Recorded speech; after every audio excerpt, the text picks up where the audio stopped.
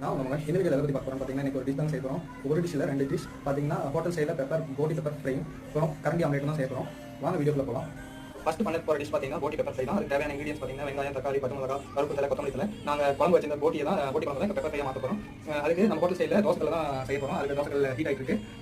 வாங்க ஹீட் ஆயிடுச்சு. இப்போ நம்ம கட் பண்ணி வச்ச ஆனியனை இதெல்லாம் போடுறோம். கொஞ்சம் ஃப்ரை இப்படி தான் ஹோட்டலில் பண்ணுவாங்க. நம்ம மிக்ஸி போட்டு செய்யலாம், ஃப்ரை பண்ணுறோம். தக்காளியும் சேர்த்து வதக்கிக்கலாம். உங்கள் காரத்துக்கு கொஞ்சம் பச்சை மிளகாய் சேர்த்துக்கலாம். இது மாதிரி கொஞ்சம் பொன்னிறமாக வதங்கிற அளவுக்கு மீடியம் ஃப்ளேமில் வச்சு இது பண்ணிக்கலாம். இந்த அளவுக்கு பொன்னிறமாக வதங்கின வாட்டி நம்ம ரெடி பண்ணி வச்சிருக்கிற போட்டி குழம்பு எடுத்து இதோட மிக்ஸ் பண்ணிக்கோங்க. இதை கொஞ்சம் டீப் ஃப்ரை பண்ணுவோம். அப்புறம் இன்னும் நல்லா டேஸ்ட்டாக இருக்கும். இப்படி தான் ஹோட்டலே செய்கிறாங்க. நீங்கள் ரெடி பார்த்து எப்படி பண்ணுங்கள். இது கூட கொஞ்சம் பெப்பர் சேர்த்துக்கிட்டீங்கன்னா செம்ம டேஸ்ட்டாக இருக்கும். இதுக்கு பேர் தான் போட்டி பெப்பர் ஃப்ரை.